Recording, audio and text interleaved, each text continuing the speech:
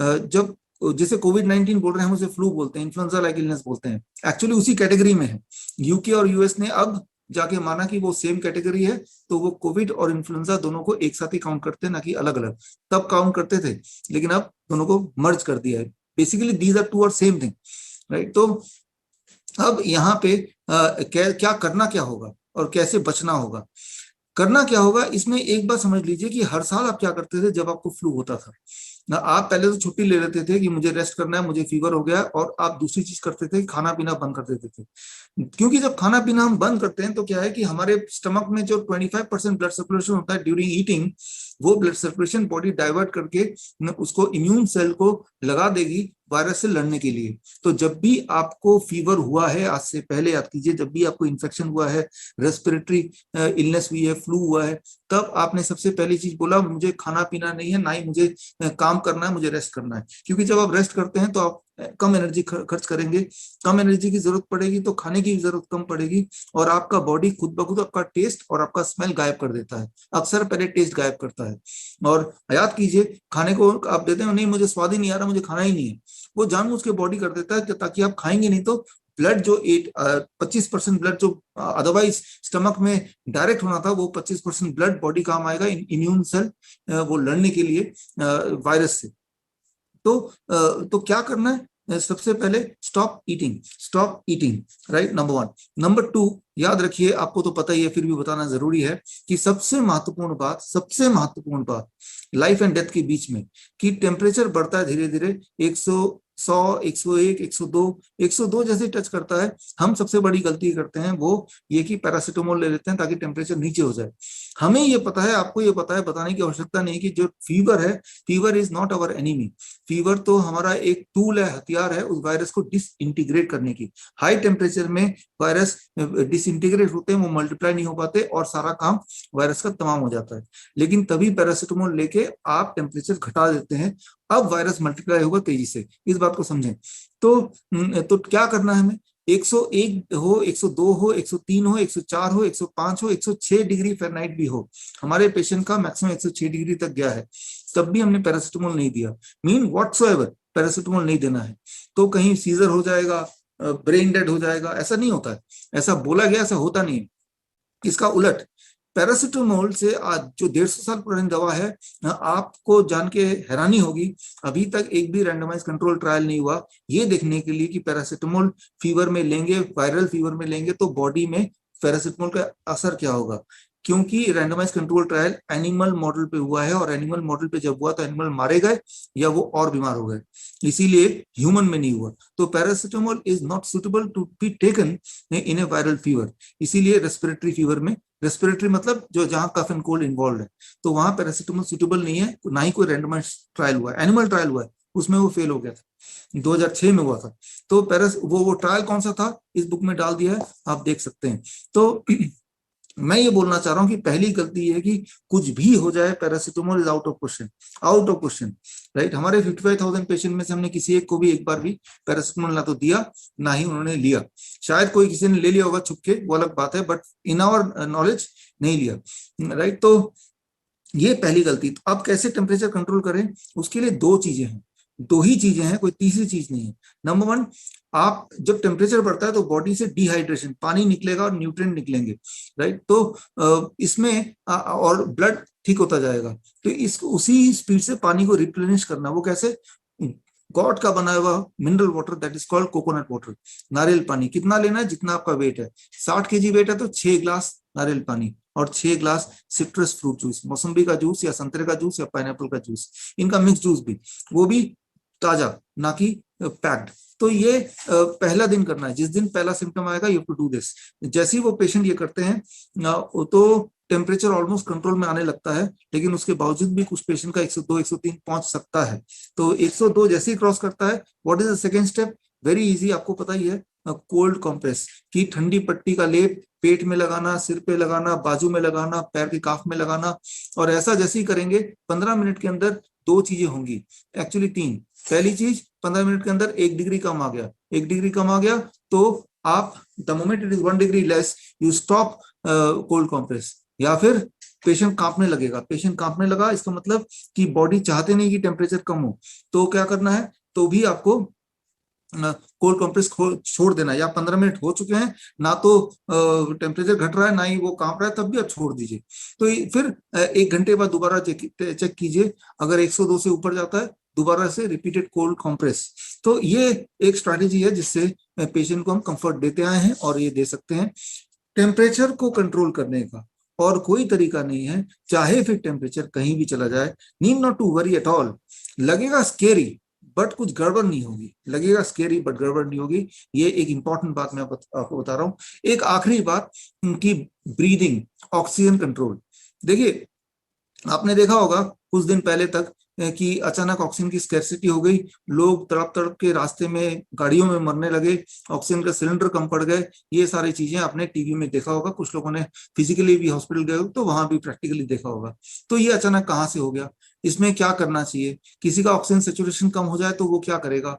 तो उसके लिए हमने क्या किया, हमने किसी सिलेंडर का यूज नहीं किया, ना ही मैं किसी को बोलता हूँ कि ऑक्सीजन सिलेंडर यूज करना है। ऑक्सीजन सिलेंडर जो यूज करेंगे, याद रखिए ऑक्सीजन सिलेंडर 5-6 घंटे भी यूज कर लिया तो वो लंग में निमोनिया हो जाता है, हो सकता है, हो जाता है ही ज्यादा करेक्ट वर्ड होगा।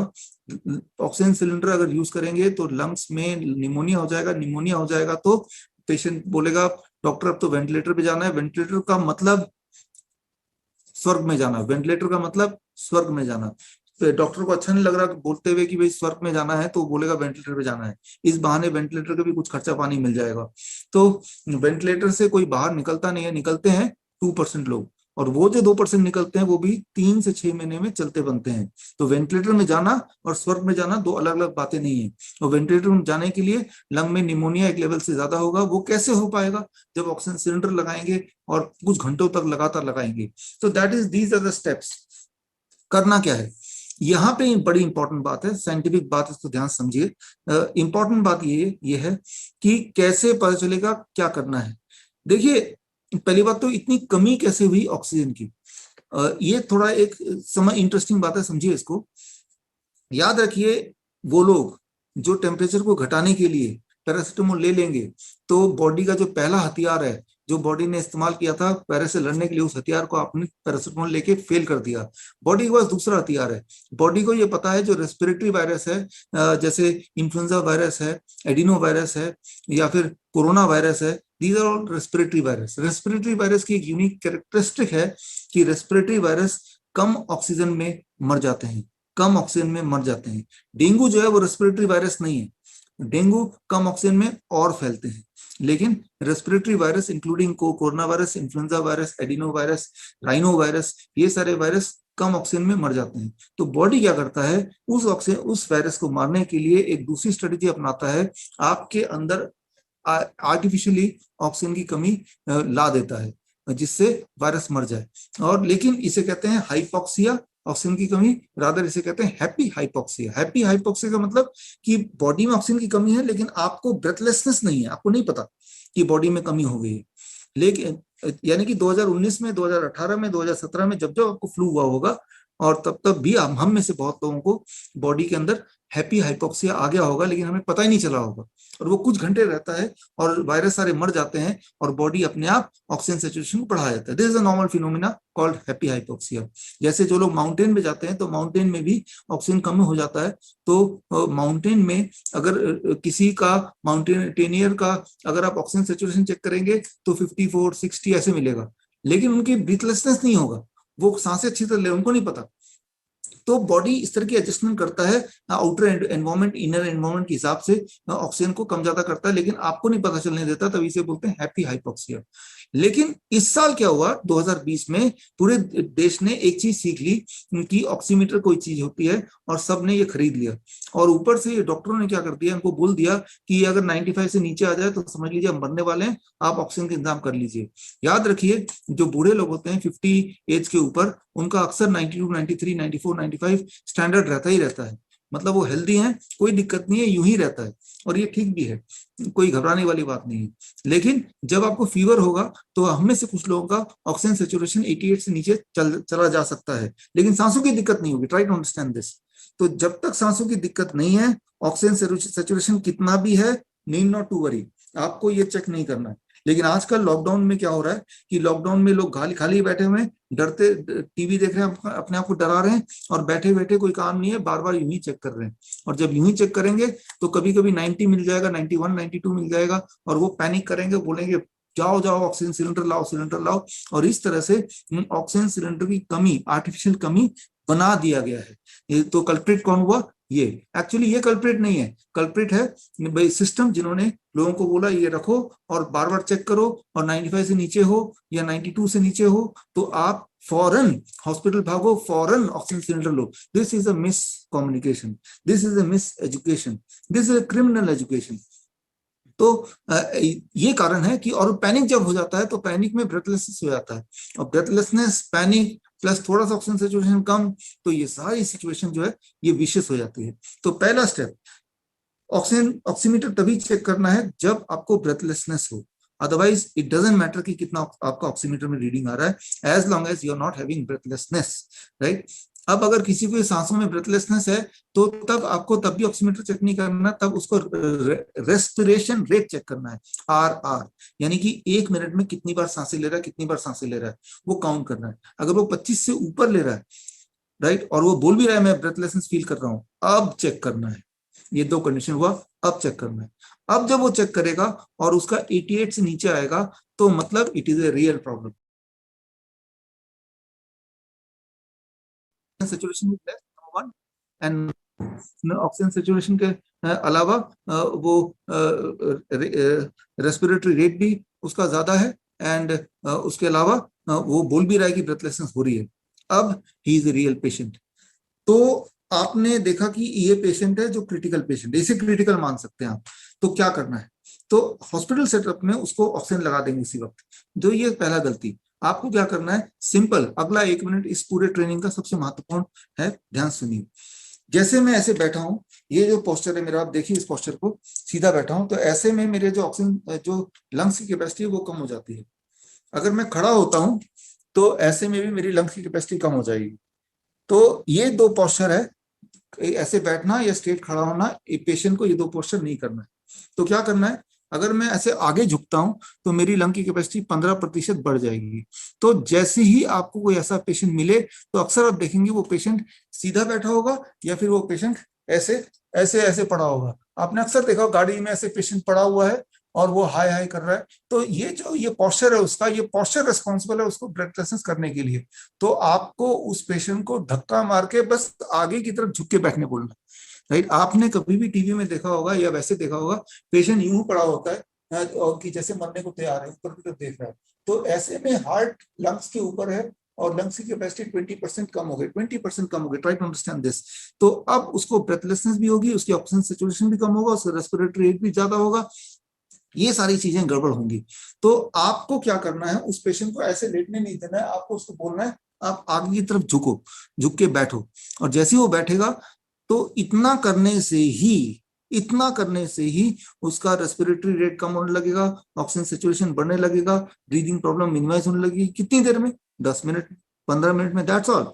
अगर वो लेटना चाहता है तो देखिए, जब मैं पीठ के बल लेटूंगा, मान लो ऐसे लेटता हूँ पीठ के बल, राइट, लाइक दिस, तो भी मेरा हार्ट ऊपर है, तो दैट इज लीथल। तो कैसे लेटना है? पेट के बल लेटना है, पेट के बल, जिसे प्रोन वेंटिलेशन बोलते हैं, जो हम पिछले साल से हम सिखा रहे हैं, इस किताब में पूरी ट्रेनिंग है उसकी। तो जैसे ही वो पेट के बल लेटेगा तो हार्ट नीचे है और लंग ऊपर है, लंग की कैपेसिटी 20% बढ़ गई और ऑक्सीजन सैचुरेशन बढ़ जाएगा। ये पहला स्टेप, ये पहला स्टेप। तो पहला स्टेप बड़ा आसान है, उसका पोस्चर चेंज कर दो, उसका पोस्चर चेंज कर दो, लंग की कैपेसिटी बढ़ा दो, फर्स्ट स्टेप। दूसरा स्टेप क्या करना है? दूसरा स्टेप, ऐसा पंखा खरीद लीजिए, ये 200 रुपए का आता है, 150 रुपए का आता है, चाइनीज पंखा है, राइट।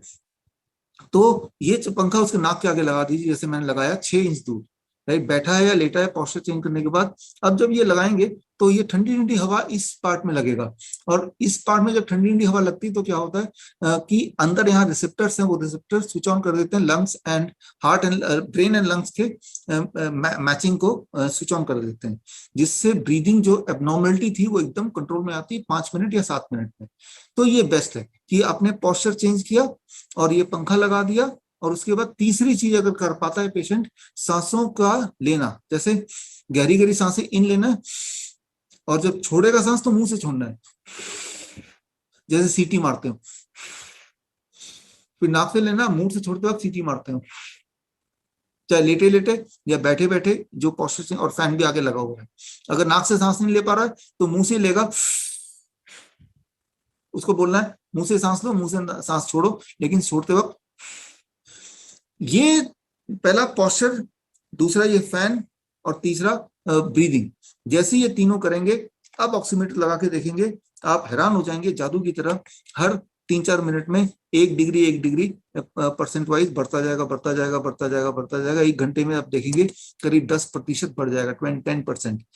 2 घंटे में देखेंगे कि वो नॉर्मल आ गया है। 70% वाला भी 90 में पहुंच जाएगा। हमने तो 40% वाले को भी 90 में पहुंचा दिया। तो लेकिन यहाँ पे ये देखना है कि जब वो 90 में पहुंच जाएगा तो उसे लगेगा अब मैं ठीक हो गया हूँ, अब मैं खड़ा होता हूँ। खड़ा होते ही एकदम से फिर ऑक्सीजन डिप करेगा, वो गिर भी सकता है। इसलिए उसको खड़ा नहीं होना है, इस पोस्चर में कुछ घंटों तक रखना पड़ेगा, कुछ घंटों तक रखना पड़ेगा, और उसके बाद वो परमानेंटली ही ठीक हो जाएगा, परमानेंटली। तो कहाँ तो ऑक्सीजन सिलेंडर, कहाँ तो आईसीयू, कहाँ तो वेंटिलेटर, और कहाँ just with this posture change, with breathing change and with this fan, right, वो ठीक भी हो गया और हमेशा के लिए ठीक हो गया। तो ये जो छोटा सा साइंस है, ये कोई मेरा बनाया मेथड नहीं है, ये साइंटिफिक सारे एविडेंसेस इस किताब में मैंने बड़े ही इलॉबरेटली दिया है, बड़े ही इलॉबरेटली दिया है। और ज्यादा इलॉबरेटली आपको सारा टेक्निक चाहिए तो ये bishrup.com/CAAT कैट में जाएंगे तो पूरा एक्सप्लेनेटरी सारे जर्नल के सारे रेफरेंसेस दिए हुए हैं। तो what I am talking about is not my invention, ये पहले से ही है, मैं सिर्फ उसको सिंप्लीफाई करके आप तक पहुंचा रहा हूँ। हमने जब 50,000 पेशेंट ठीक किए, 55,000, 20% पेशेंट सीवियर कैटेगरी में थे, जिनका ऑक्सीजन सेचुरेशन लो था, जिनके ब्रीदिंग प्रॉब्लम थी, जो कोमॉर्बिड कंडीशंस के थे, जिनका टेम्परेचर हाई था, तो उनको हमने ठीक किया। एक भी नहीं मरा, एक भी नहीं मरा। तो मरते वही हैं जो हॉस्पिटल जाते हैं। आप देखिए रेमडेसिविर है, हाइड्रोक्सीक्लोरोक्विन है, फेविपिराविर है, लेपिनोविर है, रेटिनोविर है, प्लाज्मा थेरेपी है, ये सारे हैं नहीं थे। अब क्यों नहीं है सारे? अचानक तो ये रेमडेसिविर इतने डिमांड में था, अचानक कहाँ खत्म हो गया? क्योंकि अब पता चल चुका है कि इनसे डेथ ज्यादा होती है, डेथ के कारण है ये, ना कि कोई निवारण है।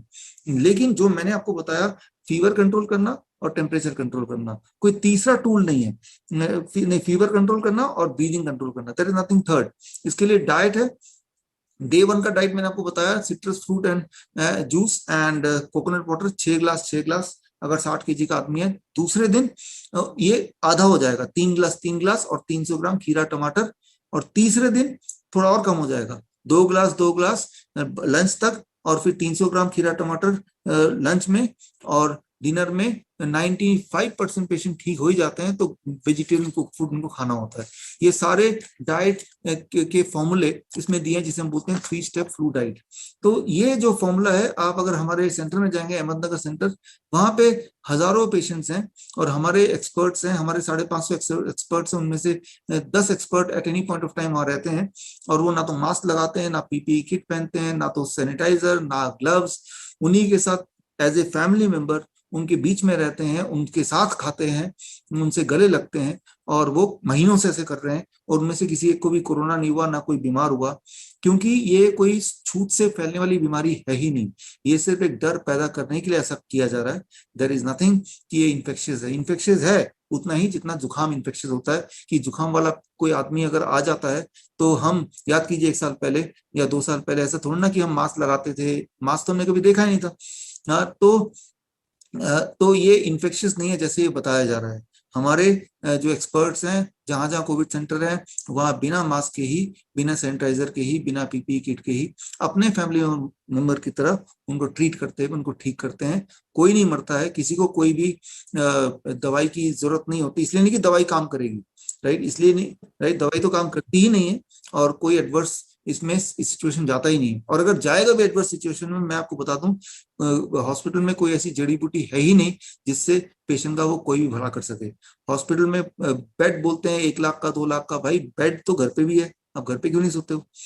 और ऑक्सीजन, ऑक्सीजन तो ये रहा फ्री, कितना ऑक्सीजन चाहिए आपको? तो और दवाइयां दवाइयां दवाइयां सारी बैन हो चुकी हैं। तो आप हॉस्पिटल में बचा ही क्या है? वो पैरासिटामोल दे देंगे। पैरासिटामोल मैंने बताया आपको कि साइंटिफिक दवा नहीं है, इससे मरने के चांस बढ़ने ही वाले हैं। तो सिर्फ एक इंप्रेशन बनाया हुआ, जैसा आपने आज इस शुरुआत में बोला मॉडर्न मेडिसिन, अपने आप को हमने बोला ऑल्टरनेट मेडिसिन, तो दिमाग में परसेप्शन बनाया हुआ है कि सबसे एडवांस चीज है, उसमें बचने की संभावना ज्यादा है। लेकिन अगर हम लिटरेचर वाइज देखें, साइंटिफिक डॉक्यूमेंट देखें, मेडिकल साइंस को देखें, देखिए मेडिकल इंडस्ट्री, जो हॉस्पिटल्स हैं, मेडिकल साइंस जो जर्नल्स में है, अभी जो मैंने आपको टॉक दिया ये मेडिकल साइंस के बारे में बताया, मेडिकल साइंस इसके अंदर है। तो मैं मेडिकल साइंस के खिलाफ नहीं हूं, मैं मेडिकल इंडस्ट्री के खिलाफ हूं। और जो साइंस है, वो मेडिकल साइंस जो है, वो किसी एलोपैथी, किसी होम्योपैथी, आयुर्वेद का नहीं होता, वो सभी का है। फॉर एग्जाम्पल मैंने आपको बताया कि पोस्चर ऐसे चेंज कर लीजिए और आपका ऑक्सीजन सेचुरेशन बढ़ जाएगा, तो ये एलोपैथी का पार्ट है, आयुर्वेद का पार्ट है, नेचुरोपैथी का पार्ट है। भाई ये तो बॉडी का साइंस है, ये किसी का भी पार्ट नहीं है।